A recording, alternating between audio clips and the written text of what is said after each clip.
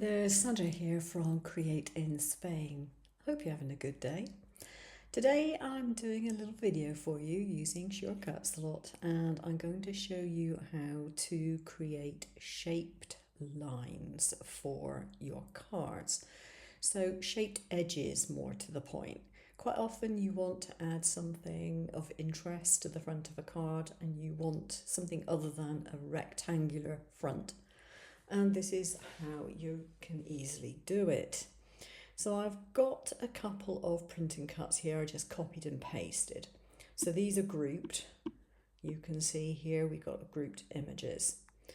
I've got my card base set up here and I've got an extra rectangle which will come in handy later on.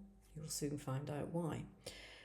So I want to put my image in here and I want to have a cut line going around the outside of the hippo instead of this rectangular edge.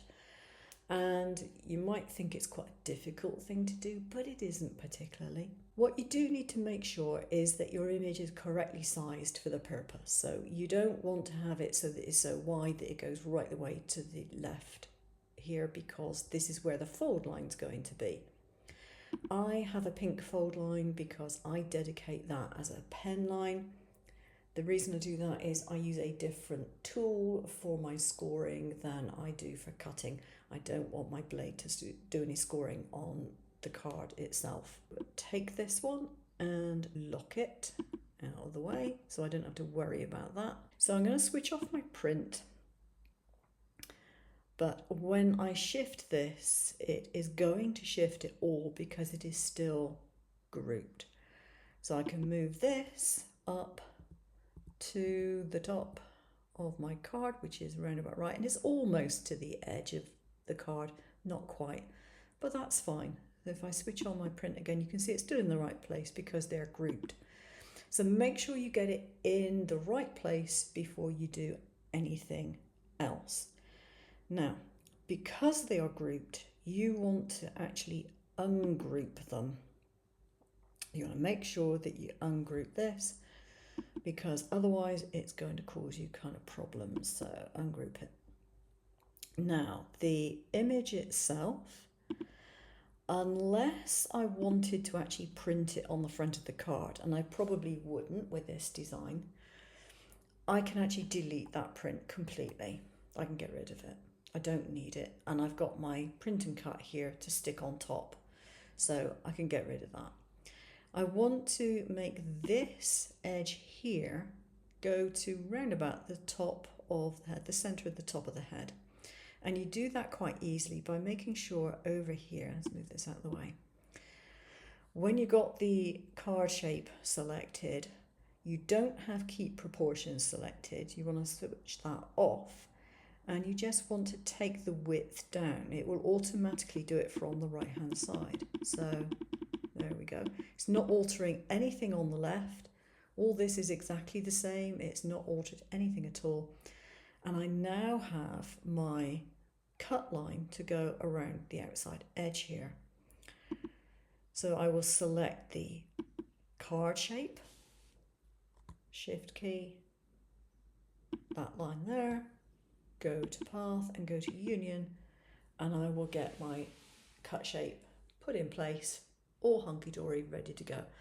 Now, the only thing is that doesn't look particularly wonderful, and this is where this rectangle comes in. So I've got a rectangle which is the same width as half of my card. So in this case, it's 10.5. Going to come up to the node edit. I am going to select the top right node. I don't need to do any of the others. Going to go to path and round corners. If I move this out of the way, watch this corner here when I alter this. Voila, click on OK. Now go directly up to the selection tool. Do not click on the surface before you click on the selection tool, or you'll end up with some kind of nodes up in the top right, top left corner. You don't want that. Right, so now you can select this. Oh, come on, there we go. And you can move it wherever it is you need it. Now I'm going to move it to the center line, that's fine.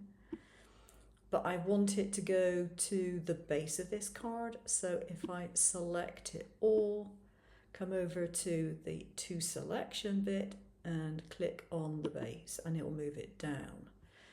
Now in this particular case, that's not quite where I need it to be because the foot's a bit higher. So what I'm going to do is simply make this a little deeper. So uncheck keep proportions, make it a tad higher, select it again and go to bottom of selection. Now it's moved so that all that is at the bottom. Okay, so I can now select all that, go to path and union.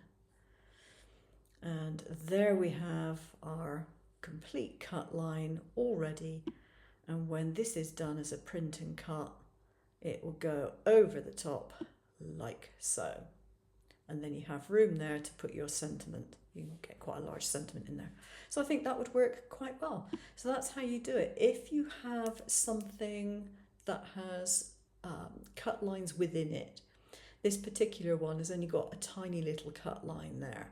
I wouldn't bother transferring that to the base card. It's not worth it.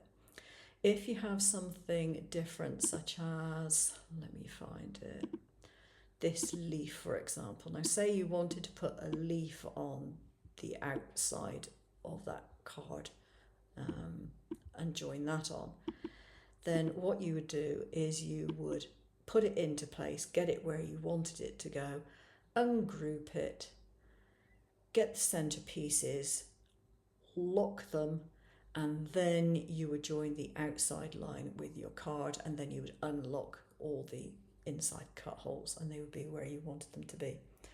And that's how it's done. Hope you found that useful. I'll see you again soon. Take care now.